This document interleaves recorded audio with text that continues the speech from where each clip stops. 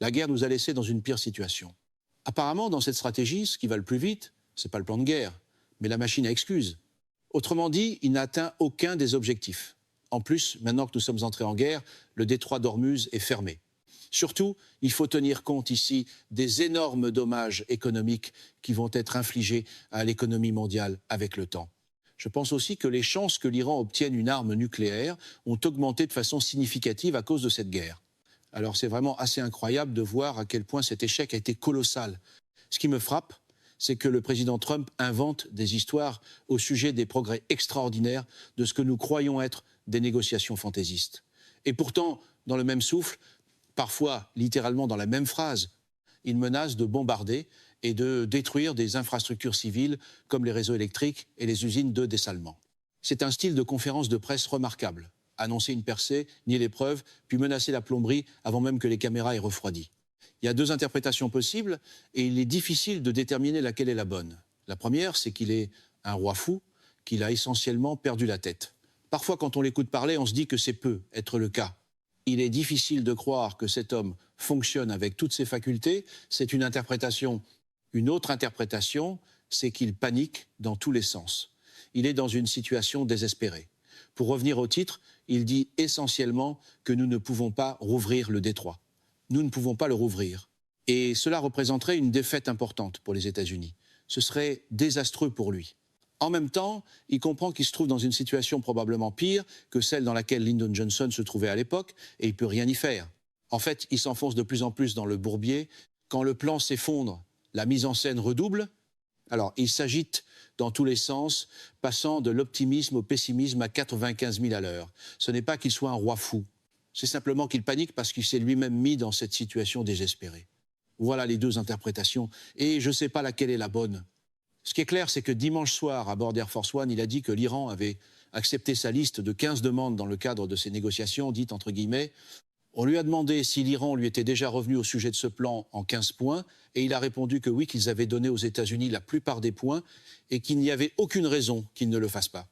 Lorsqu'on lui a demandé de préciser les concessions supposées, il a répondu qu'ils étaient d'accord avec le plan, que les États-Unis avaient demandé 15 choses, qu'ils en demanderaient encore quelques autres, et que de très bonnes réunions avaient lieu, à la fois directement et indirectement, produisant beaucoup de travail très important. En réalité, ces réunions n'existent pas. Dans cette version de la diplomatie, des réunions invisibles produisent des désastres bien visibles. Je ne sais pas quoi dire de ça. Tout cela est grotesque. Le niveau d'incohérence ici est complètement hors norme. C'est le président des États-Unis, le président du pays le plus puissant du monde. On ne peut que se demander ce que les autres dirigeants partout dans le monde et les autres gens partout dans le monde pensent en regardant cela. Il est tout simplement difficile de croire que cet homme dirige les États-Unis. À ce moment critique, il vaut la peine de se demander ce que les diplomates étrangers pensent de gens comme Kouchner et s'ils les considèrent comme crédibles. Je pense qu'à ce stade-ci, tout le monde reconnaît, parce que nous avons maintenant suffisamment d'éléments que, premièrement, ils sont incompétents. Deuxièmement, et de façon liée, leur niveau d'expertise n'est pas à la hauteur du poste. Troisièmement, étant donné qu'il s'agit ici du Moyen-Orient, ce sont essentiellement des atouts israéliens. Le CV semble moins parler d'art de gouverner que de savoir exactement quels éléments de langage survivent à l'éclairage de la télévision. C'est un autre de ces cas où nous avons un président, et nous avons vu cela avec Bill Clinton, qui dépend fortement des avocats d'Israël, ici aux États-Unis, pour le conseiller. C'est une recette pour le désastre. Ce qu'il faut, ce sont des conseillers en sécurité nationale loyaux envers les États-Unis. Point final. Quand vous avez des atouts israéliens comme Kouchner pour vous conseiller, ils vont écouter les Israéliens, pousser à peu près les politiques que les Israéliens veulent, et vous allez vous retrouver dans une situation désastreuse. Nous y voilà. L'article du Wall Street Journal qui a été cité et commenté laisse entendre qu'il pourrait simplement arrêter tout cela. Mais si Trump arrête les bombardements et met fin à la guerre d'agression du côté américain, Netanyahou et les Israéliens, j'imagine, vont continuer. Les Iraniens vont certainement continuer. Voilà pourquoi Trump ne peut tout simplement pas se retirer. Il est coincé. Une fois que le théâtre en costume se transforme en vraie guerre, les portes de sortie cessent soudain de répondre aux slogans. Ce que je pense qu'il se passe ici, si l'on regarde attentivement, c'est que Trump monte l'échelle de l'escalade. Je ne peux pas m'empêcher de penser au Vietnam et à la manière dont cette guerre s'est déroulée. Il est important de se rappeler que Lyndon B. Johnson nous a entraînés dans la guerre au Vietnam en comprenant parfaitement que nous étions dans une situation très difficile et que nous n'avions pas de stratégie gagnante. La raison pour laquelle nous avons augmenté la mise en mars 1965, quand les premières troupes de combat ont débarqué à Da Nang et que Rolling Thunder, la célèbre campagne de bombardement du Nord-Vietnam, a commencé le 2 mars, suivi par le débarquement des troupes terrestres le 8 mars, c'est que nous jouions une main perdante au Vietnam. Ils croyaient qu'ils pouvaient escalader. Ils croyaient qu'ils pouvaient contrôler l'escalade et que d'une façon ou d'une autre, nous trouvions la formule magique en cours de route. C'est ce qui se passait réellement à l'époque. Ils ne pensaient pas avoir une stratégie permettant de gagner la guerre. C'est la situation dans laquelle Trump se trouve, il est impliqué et il ne peut pas s'en aller. Cela tient en partie aux Israéliens. Mais même s'ils n'étaient pas impliqués, les États-Unis d'Amérique ne se retirent pas d'un combat. Cette mentalité est ancrée en nous. Donc ce qu'il fait, c'est escalader. Quand on lit les journaux aujourd'hui, ce qu'on voit, c'est que l'administration déplace des forces terrestres vers le Moyen-Orient. Ce sont des unités de combat. On parle d'envahir un territoire que l'Iran contrôle maintenant. Nous avons déjà vu ce film. Le problème avec la paix par la force, c'est que la paix disparaît d'abord, puis la force commence à remplir des demandes logistiques. En même temps, nous bombardons, et les bombardements ne fonctionnent pas. Encore une fois, nous avons déjà vu ce film. Une fois que vous avez la cheville dans l'eau, il ne faut pas longtemps avant d'avoir la jambe dans l'eau. Et une fois que vous avez la jambe dans l'eau, il ne faut pas longtemps avant d'être dans une eau qui vous passe au-dessus de la tête.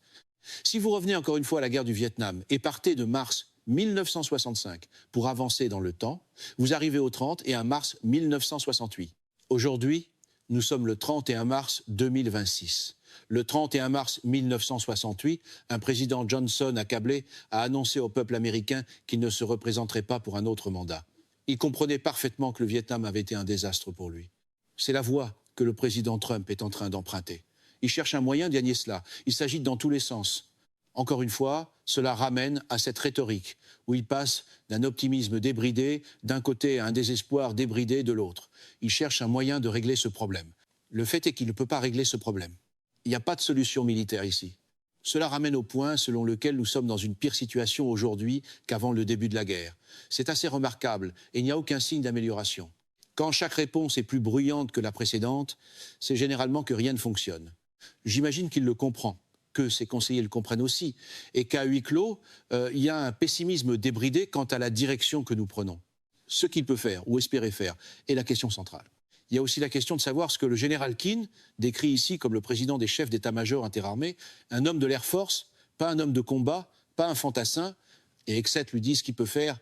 Et quel est l'objectif de l'arrivée de 10 000 soldats de combat supplémentaires arrivés pendant la fin de semaine? Nous ne le savons pas avec certitude. J'imagine qu'il y a une grande différence entre ce que Exet lui dit et ce que le général Keane lui dit. Tout ce que j'ai vu du général Keane me dit que c'est une personne rationnelle, respectueuse du droit, qui comprend les limites de la force militaire. Pete Exet, c'est exactement l'inverse. Le fait que Pete Exet soit le secrétaire à la défense ou le secrétaire à la guerre, ou comme Chas Freeman appelle, le secrétaire aux crimes de guerre, est une raison de très très grande inquiétude. Ce type n'a même jamais suivi stratégie 101, encore moins échoué secours. Dans l'orbite de Trump, la confiance est souvent présentée comme un substitut à la compétence, puis facturée comme du leadership. Alors je ne serais pas surpris que Exet pousse Trump et lui dise que nous pouvons faire des merveilles avec ces forces terrestres, que cela va régler le problème. Ce que j'imagine, c'est que le général Keane, qui bénéficie des conseils de ses collègues officiers généraux et de toutes sortes d'équipes qui le conseillent, comprend parfaitement ce qui se passe ici et qu'il n'y a pas énormément d'écart entre la plupart d'entre eux et les critiques de cette guerre. Cette hypothèse semble juste. Pendant que cette discussion se déroulait, le secrétaire Exet a déclaré que, concernant le président Trump et l'idée d'avoir des bots sur le terrain, il ne comprenait pas pourquoi la base n'aurait pas déjà confiance en la capacité de Trump à exécuter cela. Il a invoqué le bilan de Trump en matière de paix par la force et de résultats axés sur l'Amérique. D'abord, il a dit que Trump faisait simplement valoir le bon point, à savoir qu'aucune option ne serait exclue, parce qu'on ne peut pas mener et gagner une guerre si l'on dit à son adversaire ce qu'on est prêt à faire ou non, y compris envoyer des troupes au sol. Il a ajouté que l'adversaire pense en ce moment qu'il y a 15 façons différentes dont les États-Unis pourraient l'attaquer avec des troupes au sol. Et que c'est vrai. Donc, si nécessaire, ces options pourraient être mises en œuvre au nom du président des États-Unis et du département. C'est comme ça que fonctionne l'argumentaire de vente. D'abord, on présente le bluff comme du génie, puis on présente l'escalade comme de l'inévitable. C'est à la fois imprudent et insensé. S'il lui souffle cela à l'oreille et que Trump l'écoute, nous allons monter l'échelle de l'escalade, comme Lyndon B. Johnson. Encore une fois, c'est très difficile, une fois qu'on a mis le pied dans l'eau, de repartir, de retirer son pied de l'eau.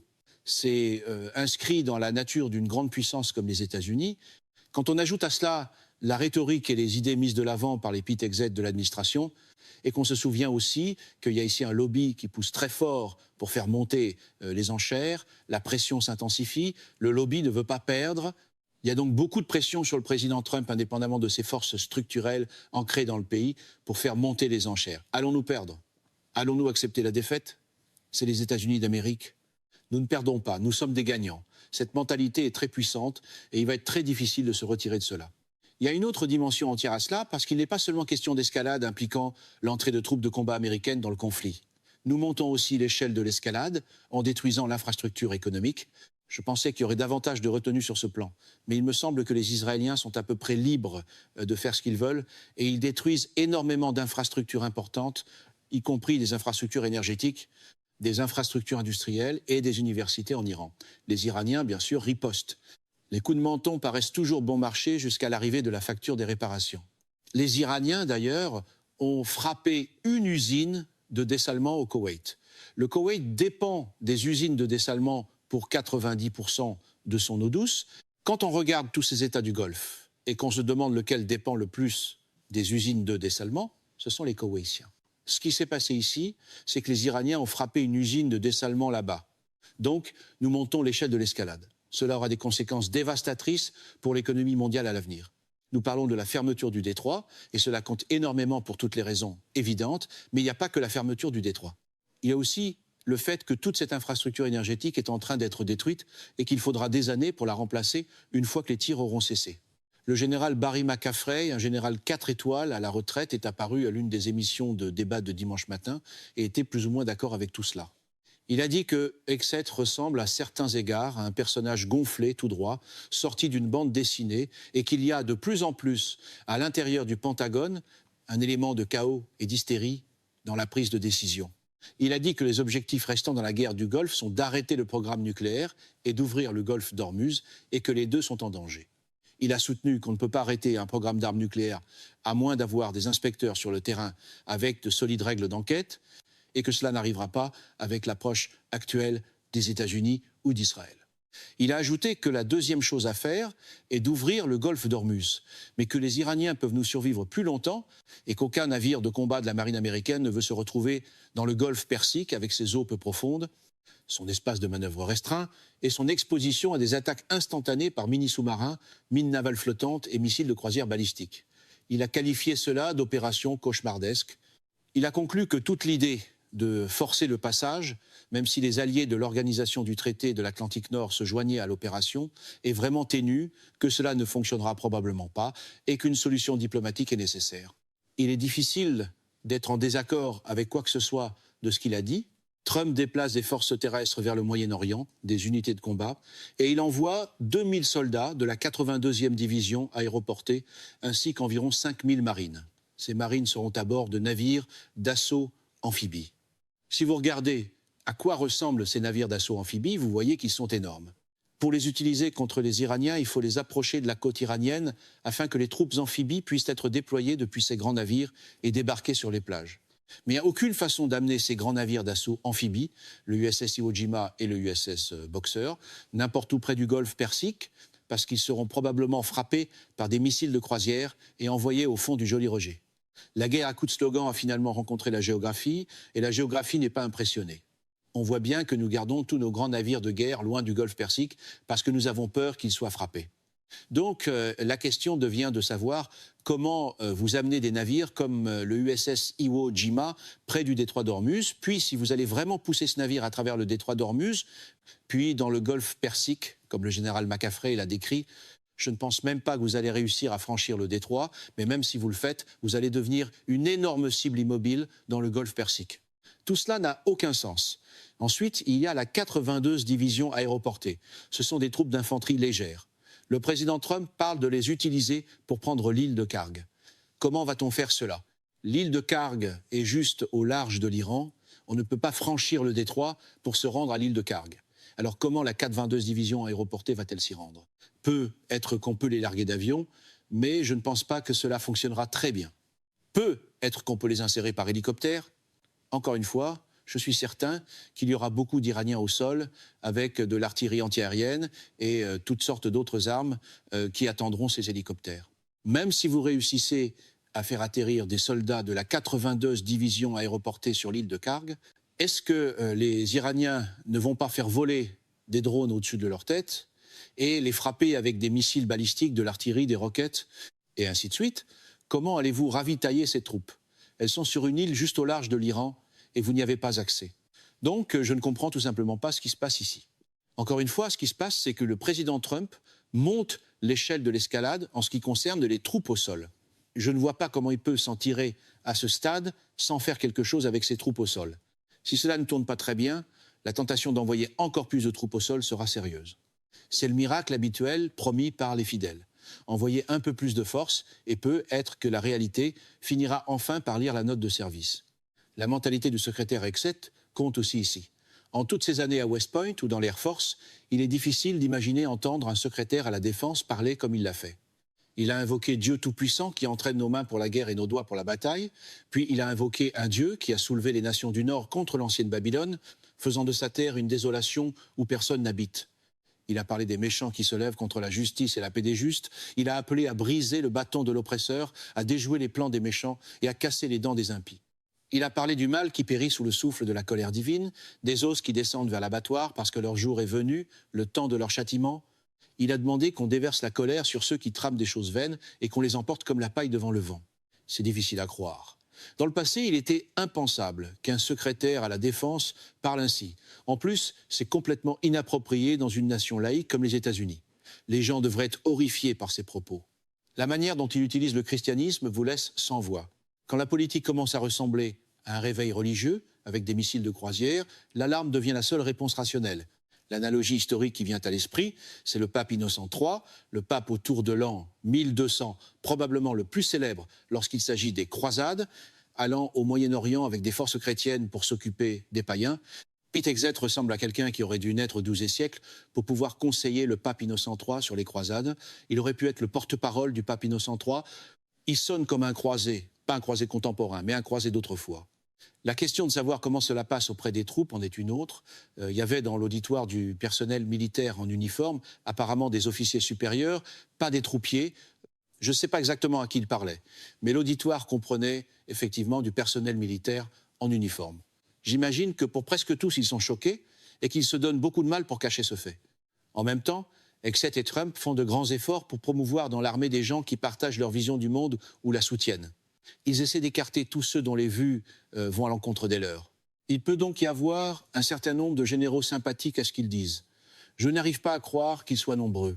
Je pense que la plupart de ces généraux ont été formés d'une manière qui ne peut que les amener à croire que cela est scandaleux, ce qui est le cas. Dans le modèle Trump, la loyauté idéologique est traitée comme une compétence de champ de bataille, jusqu'au moment où le champ de bataille n'est pas d'accord.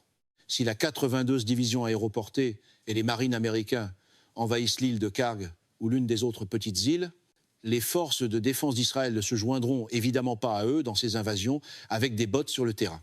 Les Israéliens sont trop intelligents pour s'engager là-dedans. Ils sont prêts à laisser les États-Unis poursuivre cette mission insensée. Ils n'y participeront pas du tout. L'autre chose, c'est que les Israéliens ont déjà énormément à gérer dans le sud du Liban, à Gaza et en Syrie, sans parler de la Cisjordanie où ils mettent en œuvre ces divers programmes. Ils n'ont pas de troupes à épargner.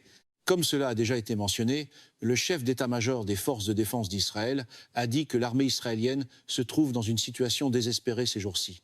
Les soldats sont épuisés et le fait de les rappeler a encore causé toutes sortes de problèmes parce qu'Israël a déjà procédé à une grande mobilisation pour la guerre dans le sud du Liban qui ne se passe pas très bien, soit dit en passant.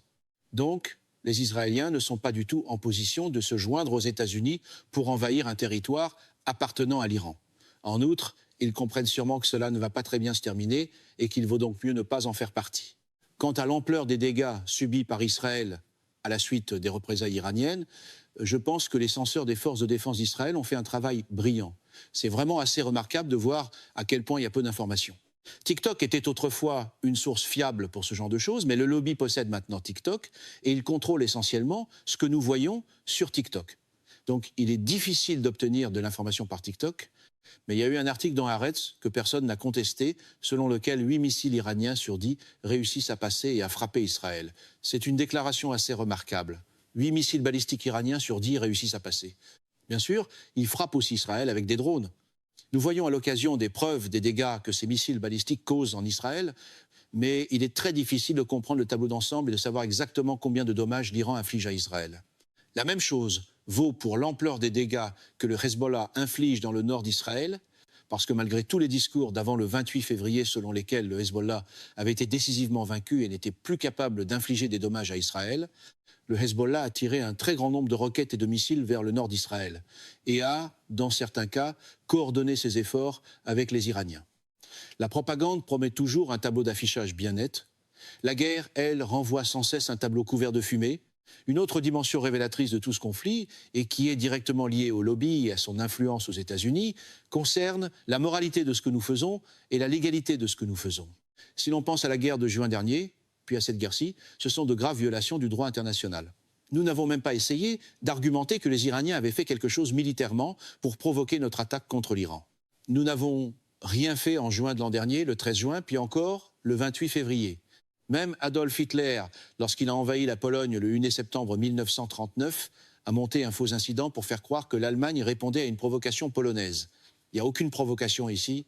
Nous avons simplement décidé de sortir et de frapper les Iraniens, l'an dernier en juin, puis encore cette fois-ci. Le scénario saute maintenant même le vieux rituel qui consistait à faire semblant d'être réticents. En outre, les Israéliens et les Américains parcourent le monde en assassinant des dirigeants.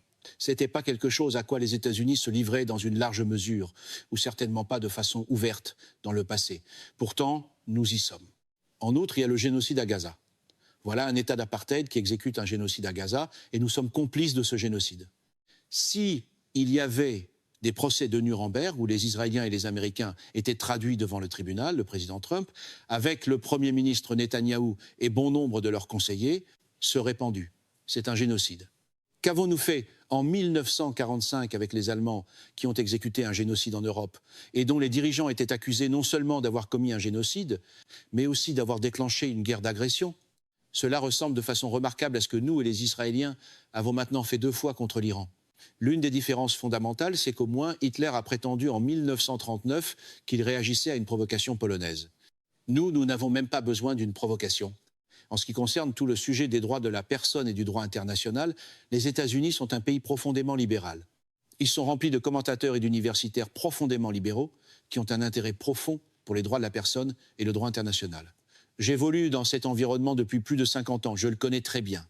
Le milieu universitaire et les médias, pour ne prendre que 2 de nos institutions, sont ou ont été très intéressés par le droit international, les droits de la personne, la prévention des massacres de masse et la prévention du génocide. Pourtant, on n'entend presque rien de la part des gens de ces institutions ou des institutions elles-mêmes, si l'on parle du New York Times ou du Wall Street Journal, au sujet de ce que les Israéliens et les Américains sont en train de faire. Le silence, lui aussi, a appris à porter des vêtements respectables et à se faire appeler sérieux. Cela soulève la question évidente de savoir pourquoi c'est le cas, ce qui se passe ici, et ce qui cause ce silence absolu. Ce silence est causé par le fait que nous sommes maintenant soudés aux Israéliens et que le lobby rend presque impossible aux États-Unis qu'il y ait la moindre distance entre les États-Unis et Israël, et aussi qu'on puisse critiquer Israël. Israël peut donc se comporter de la façon la plus imprudente et la plus méprisable, et nous ne pouvons pas le critiquer. Non seulement nous ne critiquons pas Israël, mais nous finissons par nous joindre à lui. Nous devenons partenaires du génocide. Nous sommes complices du génocide. Ces assassinats ne provoquent aucune véritable protestation. En fait, l'administration et de nombreux médias comme le Wall Street Journal applaudissent ces assassinats. Cela laisse une dernière question, inévitable. Où cela nous mène-t-il? C'est la fin de ce bulletin d'information. N'oubliez pas de vous abonner pour ne rien manquer de l'actualité en France et dans le monde. Merci de nous avoir suivis. Au revoir, à bientôt.